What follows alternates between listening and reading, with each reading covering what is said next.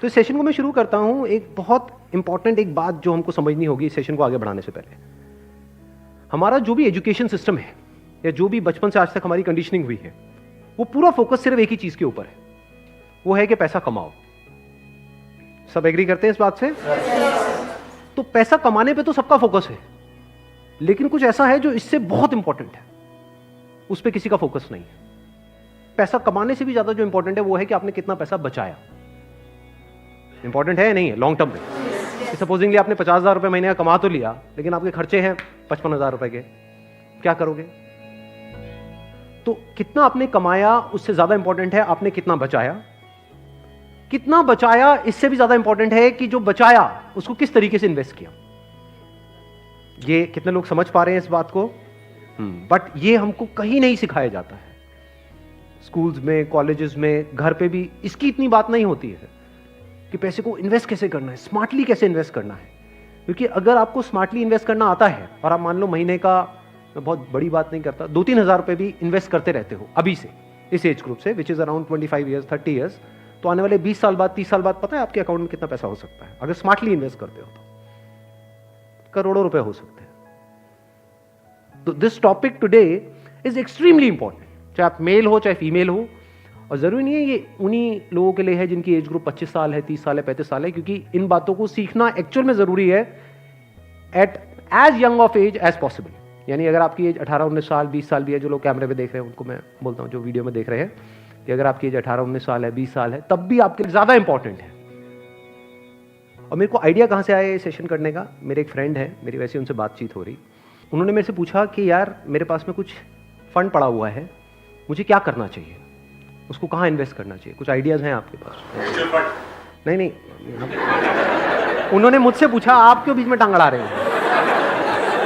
सीधा ही mutual fund है। मैं अराउंड 4-5 लाख रुपए पड़ा हुआ है। मैं कहा अकाउंट में, मतलब? कहते सेविंग्स अकाउंट में। And it's a huge blunder. और आप में से भी बहुत सारे लोगों के अकाउंट में पैसा पड़ा हुआ। कितने ऐसे हैं यहां पर? सेविंग अकाउंट में इंटरेस्ट कितना है पता है? 3%, 3.5%। इन्फ्लेशन कितनी है? इन्फ्लेशन पता है ना हम सबको क्या है? मान लो आज हम पेट्रोल खरीदते हैं, कितने का है पेट्रोल? कितने रुपए लीटर है? 73। ये आज से 20 साल पहले कितने का था? 20-25 रुपए का। तो 25 रुपए से बढ़ करके आज कहां हो गया है? 73 पे पहुंच गया। तो ऑलमोस्ट 3 गुना बढ़ गया है। तो अगर वो पैसा आपके सेविंग अकाउंट में पड़ा होता तो क्या वो 3 गुना बढ़ जाता? तो आप लॉस में हो। समझ गए? इन्फ्लेशन का जो रेट है अप्रॉक्सीमेटली आप कह सकते हो 6% के आसपास मान लेते हैं, वो वेरी करता रहता है। बट अगर 6% इन्फ्लेशन है और 3% आप अर्न कर रहे हो उस पैसे पे, तो आप कमा नहीं रहे हो, आप गंवा रहे हो। क्योंकि उस पैसे की वैल्यू कम होती चली जा रही है और आप खुश हो रहे हो कि मैं पैसा जोड़ रहा हूं। आप जोड़ नहीं रहे हो, आप बेवकूफी कर रहे हो। तो इस तरह की कुछ चीजें हैं जो हमको सीखनी बहुत जरूरी है। और जैसे मैंने उनको ये बात बोली तो it was a surprise for him. मैंने कहा ये पैसा सेविंग्स में क्यों पड़ा है, इसकी एफडी क्यों नहीं कराई? क्योंकि एफडी में एटलीस्ट 7% इंटरेस्ट है। कहता मैंने कभी सोचा ही नहीं ऐसे, मेरे को किसी ने बताया ही नहीं इसके बारे में, कभी सिखाया ही नहीं। और ये कोई छोटी प्रॉब्लम नहीं, बहुत बड़ी प्रॉब्लम है। मैंने कुछ कैलकुलेशंस करी, फिर उनको मैंने बताया। मैंने कहा अगर सिर्फ इतना सा स्टेप हमने उठा लिया ना, इतना सा जो कुछ भी नहीं है, कुछ घंटे का है, कि जो सेविंग में पड़ा है उसकी एफडी करानी है। एफडी भी अलग अलग ड्यूरेशन की करा दी। कुछ जो हमको पता है कि अभी इमीडिएटली काम नहीं आना है, उसकी मान लो 3 साल की करा दी। कुछ लगता है इमीडिएटली काम आना, तो 6 महीने की एफडी करा दी। अगर इतना सा भी हमने स्टेप उठा लिया तो अगले आने वाले 20 साल बाद कितने का फर्क पड़ जाएगा? Any idea? लाखों रुपए का फर्क पड़ेगा। कम से कम 20 लाख रुपए का फर्क पड़ेगा आने वाले 20 से 25 साल में। तो मैंने कहा वो जब 20-25 लाख आएंगे, अब ये करोगे तो हो ही आप, जो मैंने बताया है, तो उसमें से कुछ थोड़ा इधर भी दे देना भाई। आपने कितना पैसा कमाया उससे इंपॉर्टेंट क्या है? कितना बचाया। अब पैसे को बचाते कैसे हैं? पैसे को बचाना मतलब मैं बात कर रहा हूं थोड़ी बड़ी गेम की, जहां पे हम कुछ बेवकूफों वाले स्टेप्स उठाते हैं और अपना करोड़ों का नुकसान कर बैठते हैं। मैं 2-3 रुपए की, 5 रुपए की बात नहीं कर रहा हूं। जो आज देखने में हजारों लग रहे हैं वो आने वाले टाइम की करोड़ों है। याद रखना मेरी इस बात को। हजारों लाखों बन जाते हैं कुछ साल बाद, और लाखों करोड़ों बन जाते हैं कुछ साल बाद, अगर हमने स्मार्टली इन्वेस्ट किया तो। बचाया अब पैसे को बचाते कैसे हैं? पैसे को बचाना मतलब हम क्या समझते हैं? खर्चे कम करो, बस ये तो हमको समझ आता है कि सब्जी वाले से लड़ते रहो, रिक्शे वाला 10 रुपए नहीं भैया 8 रुपए ही दूंगी मैं, तो बचा लो 2 रुपए। इसकी मैं बात नहीं कर रहा हूं, मैं बात कर रहा हूं थोड़ी बड़ी गेम की, जहां पे हम कुछ बेवकूफ़ों वाले स्टेप्स उठाते हैं और अपना करोड़ों का नुकसान कर बैठते हैं। मैं 2-3 रुपए की 5 रुपए की बात नहीं कर रहा हूं। जो आज देखने में हजारों लग रहे हैं वो आने वाले टाइम की करोड़ों है। याद रखना मेरी इस बात को।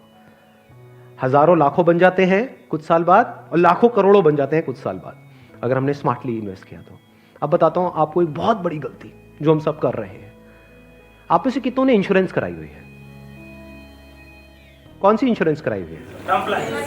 कितनों ने एंडोमेंट वाली कराई हुई है? कितनों को तो, एक मिनट, जिन्होंने इंश्योरेंस कराई हुई है कितनों को पता ही नहीं उन्होंने कौन सी कराई हुई है? करो, हाथ ऊपर करो। अरे वाह, वाह जी वाह। कितने हैं जिन्होंने एंडोमेंट कराई हुई है? एंडोमेंट पता है क्या होती है? कि आपने हर साल का इतना एक एक्स अमाउंट दिया, मानो 20-30 हज़ार रुपए दिया, और 10 साल बाद 20 साल बाद आपको इतने लाख रुपए मिल जाएगा, उसको एंडोमेंट बोलते हैं। हाँ वही कराई है सर। क्या सर एंडोमेंट पेंडोमेंट बोलते हैं? सीधी बात करो ना।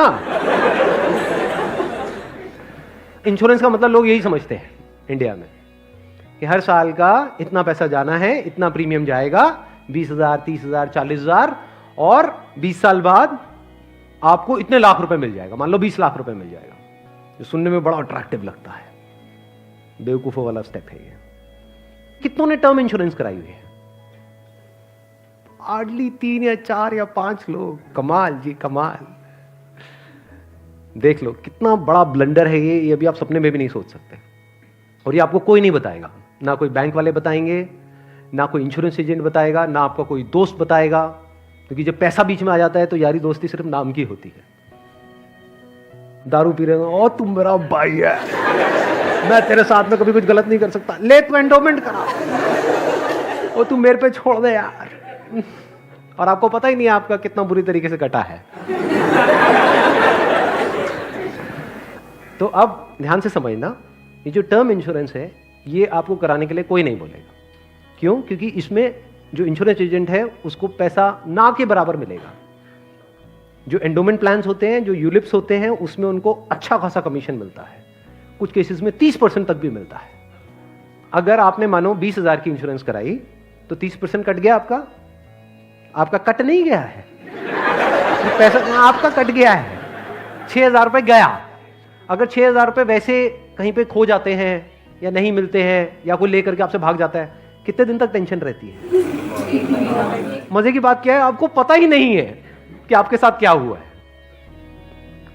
ये जो टर्म इंश्योरेंस होती है इसमें ना के बराबर कटता है। इसमें बस एक पॉइंट होता है जिसको सुनते ही आप लोगों को झटका लगेगा, जिनका कन्वेंशनल माइंडसेट है। टर्म इंश्योरेंस क्या होती है कि आप इतना पैसा देते रहो, मानो आपने 10 साल दिया, 20 साल दिया, 30 साल दिया, 30 साल बाद आपको 1 रुपए भी वापस नहीं आएगा। ओ सर, ये क्या सर, वापस नहीं आएगा तो फायदा क्या है? इंश्योरेंस किस लिए होती है? किस लिए होती है? कि कल को आपको कुछ हो जाए। ये बेसिक सी बातें बता रहा हूं आपको, ये नहीं पता है लोगों को। अभी देख लो कितनों ने हाथ उठाया था। बेसिक सी बात समझो, इंश्योरेंस का जो मतलब होता है वो होता है कि अगर आपको कुछ हो गया तो आपकी फैमिली को इतना पैसा मिल जाए कि उनको टेंशन ना हो। मान लो आप अर्निंग मेंबर हो फैमिली में, आप महीने का मान लो 30,000 कमा रहे हो, 40,000 कमा रहे हो, तो इंश्योरेंस का मतलब क्या है कि अगर आपको कुछ हो जाए तो आपकी फैमिली को इतना पैसा मिलना चाहिए कि उनके पास 40-50 हज़ार रुपये आता रहे। ये जो पॉलिसीज होती हैं, एंडोमेंट, यूलिप और ये सब जितनी भी होती हैं, इसमें कवर बहुत कम होता है। कवर का मतलब समझते हैं हम? कवर मतलब लाइफ कवर, जितने की कवरेज हुई है। कि अगर आप मानो 50,000 का प्रीमियम दोगे तो आपको कवरेज मिलेगी, अलग अलग प्लान में अलग अलग होती है, मान लो 10 से 20 लाख रुपए की। मान लो अगर आपको 20 लाख रुपए मिल भी गया आपकी फैमिली को आपके जाने के बाद में, अगर आप साल का 50,000 दे रहे हो तो इसका मतलब अच्छा खासा कमा रहे हो, मान लो लाख रुपए महीने का कमा रहे हो, तो क्या उस 20 लाख रुपए में आपकी सारी जो भी फैमिली की प्रॉब्लम्स है वो सारी सॉल्व हो जाएगी? तो करा क्यों रहे हो ऐसी इंश्योरेंस? बस लालच, कितने साल बाद इतना पैसा मिलेगा। 20 लाख को अगर आपकी फैमिली आपके जाने के बाद में बैंक में रखती है, वहां से कितना इंटरेस्ट आएगा? मान लो 7% भी आ जाता है, 7% कितना होता है? 1,40,000, 20 लाख पे महीने का कितना हुआ?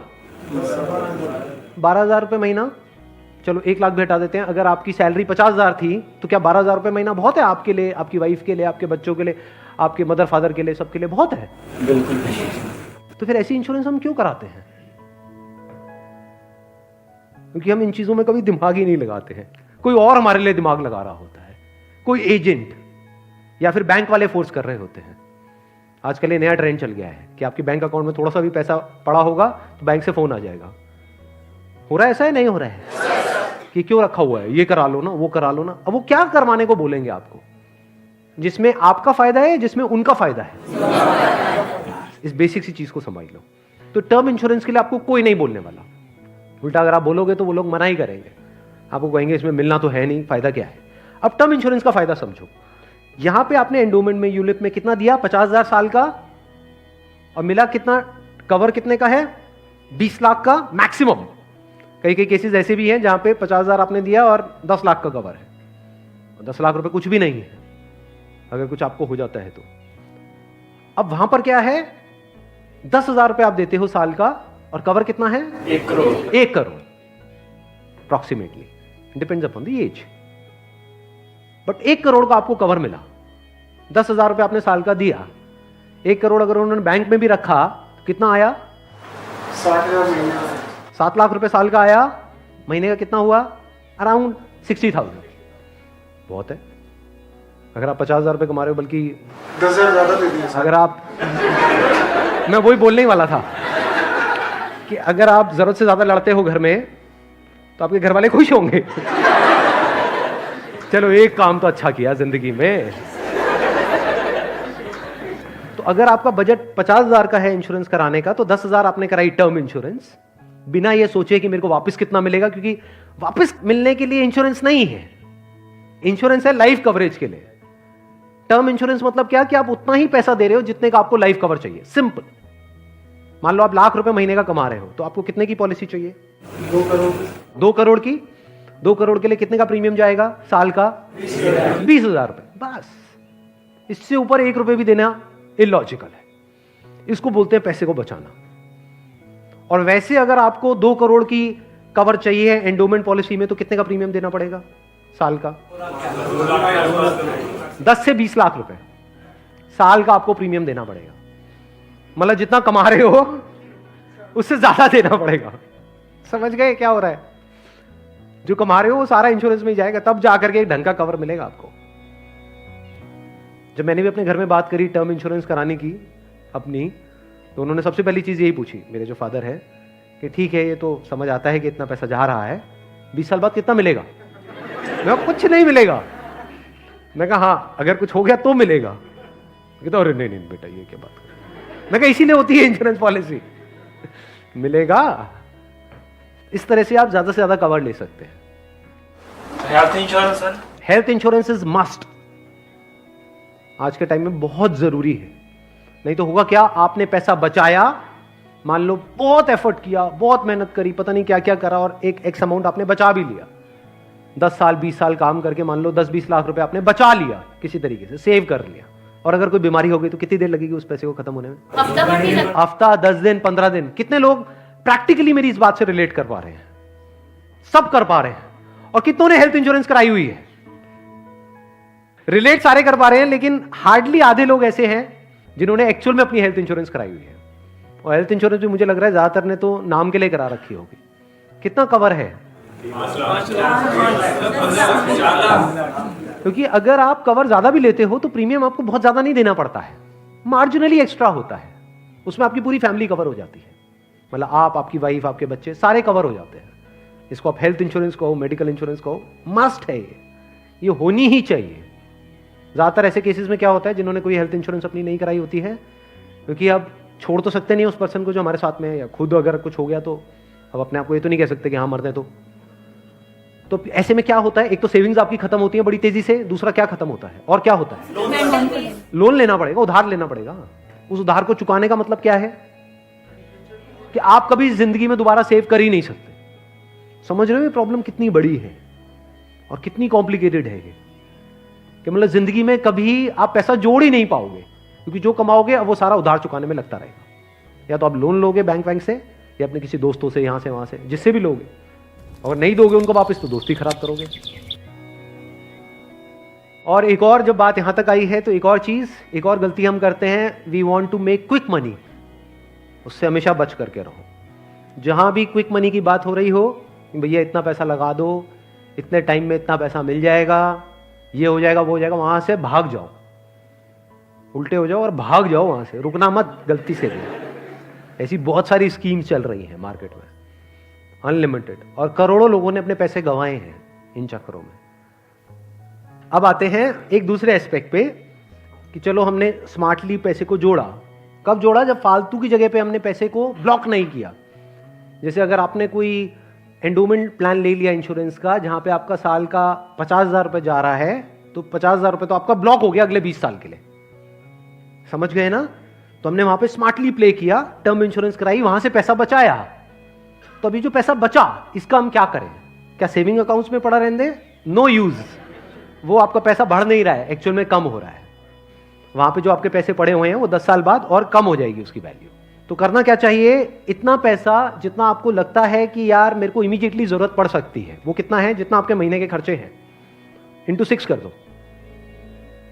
वो पैसा है जो आपको कभी भी जरूरत पड़ सकती है। तो उस पैसे की आपने एक 6 महीने की एफडी करा दी।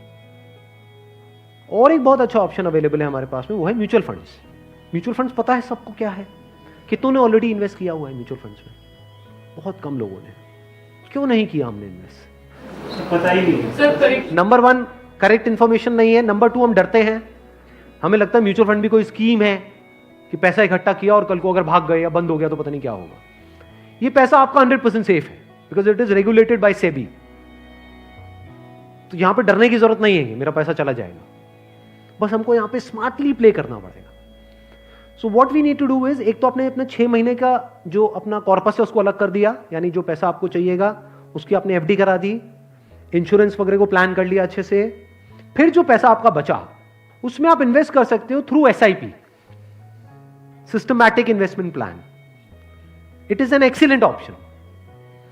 Never try to get into stocks directly अगर आपको बहुत ही डीप नॉलेज नहीं है शेयर मार्केट की। तो हाँ, you are qualified in that और आपका काम ही वही है, तब तो ठीक है।